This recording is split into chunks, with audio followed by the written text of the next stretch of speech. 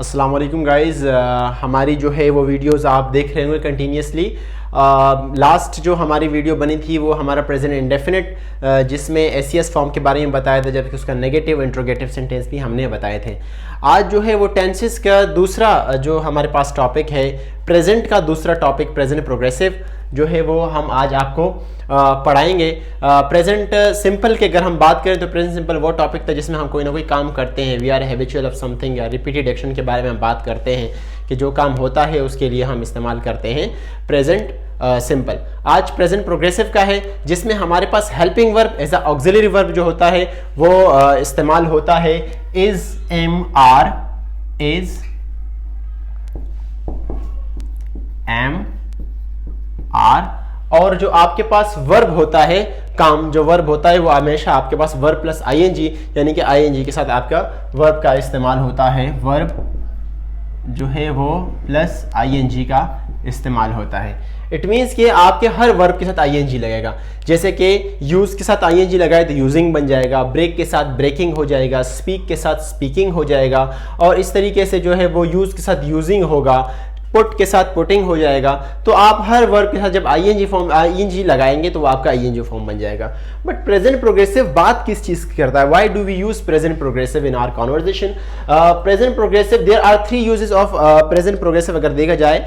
First one that present progressive use होता है something is going on in the present at the time of speaking. कोई काम चल रहा है, कुछ हो रहा है, हमारी बात करने के दौरान वो काम जो है वो हो रहा है। मैं बात कर रहा हूँ, इस दौरान कुछ भी हो रहा है, मिसाल के तौर पर सर पढ़ा रहे हैं, इस तरीके से आप सुन रहे हैं, मैं वीडियो देख रहा हूँ, मैं मोबाइल इस्तेमाल कर रहा हूँ, जो काम अभी हो रहा है उसके लिए हम इस्तेमाल करते हैं प्रेजेंट प्रोग्रेसिव। सिंपली इसकी डेफिनेशन ये है। या कोई काम अभी हो रहा है, something is you can say that going on but not right now at the time of speaking. जैसे कि I am studying in the yes collegiate में, यस कॉलेजेट में पढ़ रहा हूँ या स्टडी कर रहा हूँ वहाँ पर। नॉट राइट नाउ, मैं इस वक्त यस कॉलेजेट में नहीं हूँ, लेकिन मैं वहाँ पे मेरी स्टडी जो है वो जारी है। इस तरीके से अगर आप देखते हैं कि कोई भी काम जिसके आप बीच में है उसके लिए हम इस्तेमाल करते हैं प्रेजेंट प्रोग्रेसिव। या कोई करीबी फ्यूचर में कोई काम हो रहा होता है, जैसे कि I am going to attend the party, I am going to attend the party, मैं पार्टी अटेंड करने जा रहा हूं। इट मीन्स दैट कि वो प्रेजेंट प्रोग्रेसिव है लेकिन वो आप फ्यूचर में करेंगे। ठीक है जी। तो जो काम हो रहा है, something is going on in progress जो है उसके लिए हम इस्तेमाल करते हैं प्रेजेंट प्रोग्रेसिव। इसका फॉर्मूला हमारे पास कुछ यूं होगा कि हम सबसे पहले सब्जेक्ट लगाएंगे।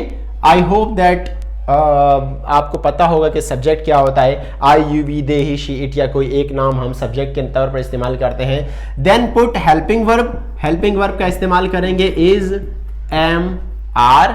ठीक है जी। और उसके बाद आप वर्ब लगाएंगे।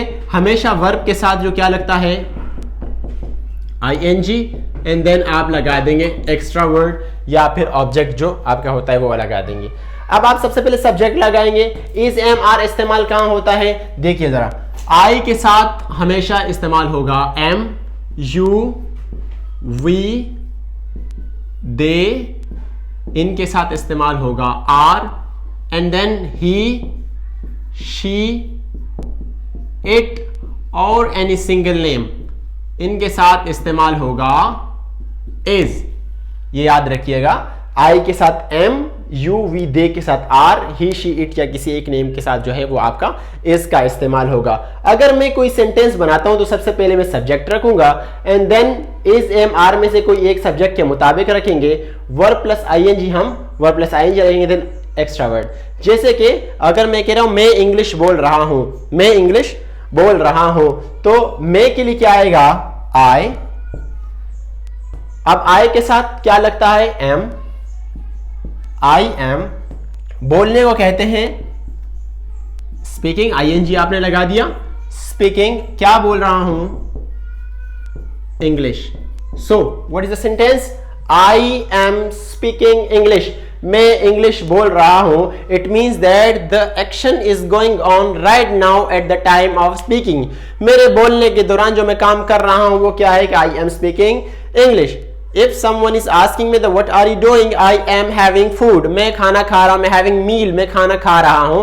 It means that the action is going on right now at the time of speaking.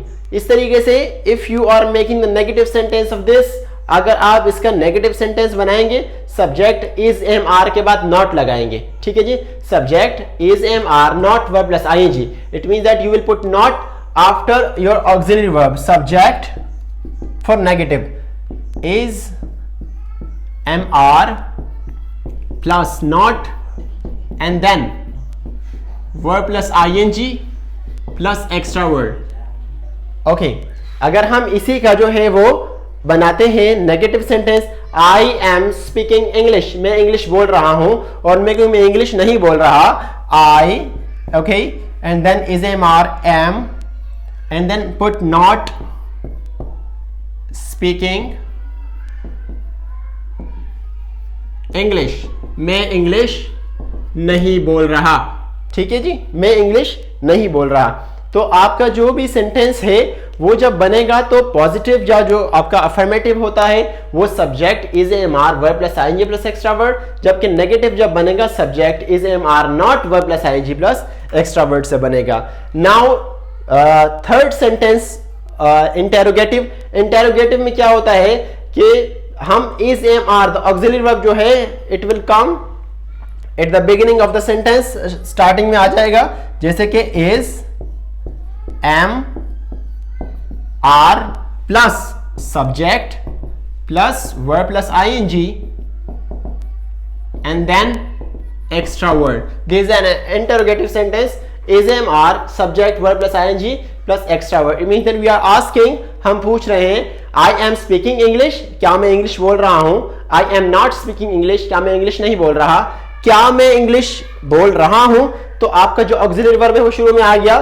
So first put am I speaking English, क्या मैं इंग्लिश बोल रहा हूं, and put question mark at the end of sentence. इस तरीके से आपके तमाम सेंटेंस बनेंगे। If I am giving you some more examples that they are using mobile, they are not using mobile, are they using mobile, we are taking tea, we are not taking tea, are we taking tea, are we not taking T.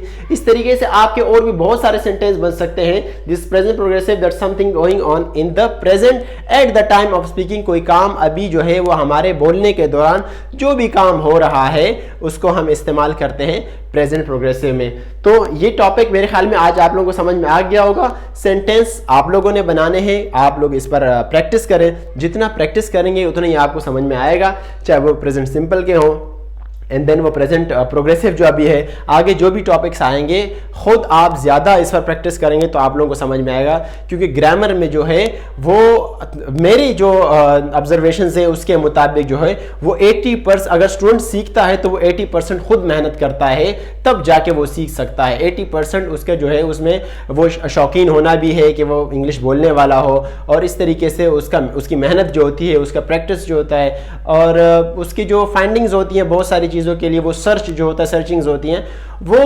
उसको help करती हैं।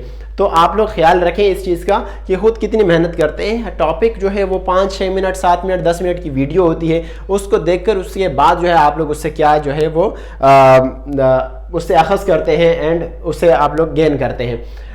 कोई भी सवाल हो topic के हवाले से, कोई चीज़ समझ में ना आए तो आप लोग कमेंट सेक्शन में उसके कमेंट कर सकते हैं। कमेंट कीजिए, इंशाल्लाह अगले जो वीडियो है वो आप लोगों के सवालात पर हम मुश्तमिल बनाएंगे ताकि हम आप लोगों के सवालात के जो है ना वो जवाब दे सकें। तो इंशाल्लाह अगली वीडियो के साथ हाजिर होंगे, तब तक के लिए अल्लाह हाफिज़।